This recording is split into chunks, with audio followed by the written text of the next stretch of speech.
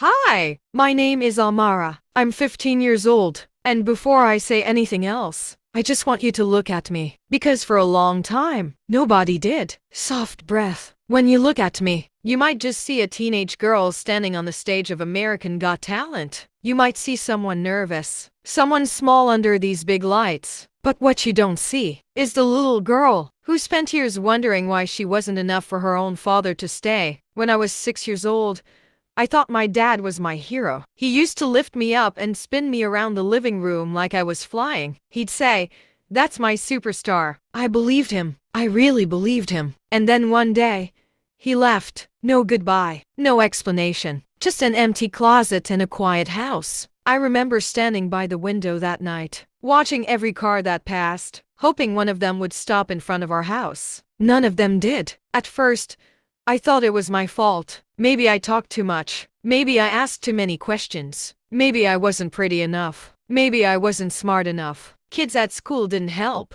There was this one girl who once said, "If your dad left, maybe he didn't love you." She said it like it was nothing. But those words felt like someone pressed a knife into my chest and slowly twisted it. I laughed like it didn't hurt. But that night, I cried so hard into my pillow I could barely breathe. I would lie in bed and imagine different endings. Maybe he'll come back on my birthday. Maybe he'll surprise me at school. Maybe he'll show up at the door and say, "I'm sorry." But birthdays came and went. School events passed. The door never knocked. My mom tried so hard. She worked until her hands were rough and tired. Sometimes she would come home and pretend to be strong, but I could hear her crying in the shower. And that's when something changed in me. I stopped being a child.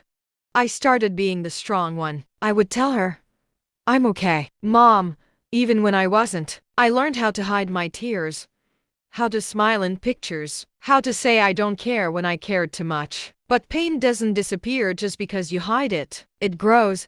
There were nights I would sit on the floor in my room, hugging my knees, whispering, "Why wasn't I enough?" That question followed me everywhere, until I found music. The first time I sang after he left, I wasn't trying to perform. I was just trying not to break. My voice was shaking. My hands were cold. But for those few minutes, I didn't feel abandoned. I felt heard. Even if it was just the walls of my bedroom listening, I would imagine this stage, the stage of American Got Talent, and think, what if one day I could tell my story out loud? What if one day the little girl hiding in the bathroom at school didn't have to hide anymore? When I was 13, my mom collapsed from exhaustion. I remember sitting next to her hospital bed, holding her hand so tight like I was afraid she would disappear too. I realized something that day. I couldn't lose her. She's the only reason I'm still standing. She looked at me, weak but smiling, and said, "Amara, don't let what broke you define you."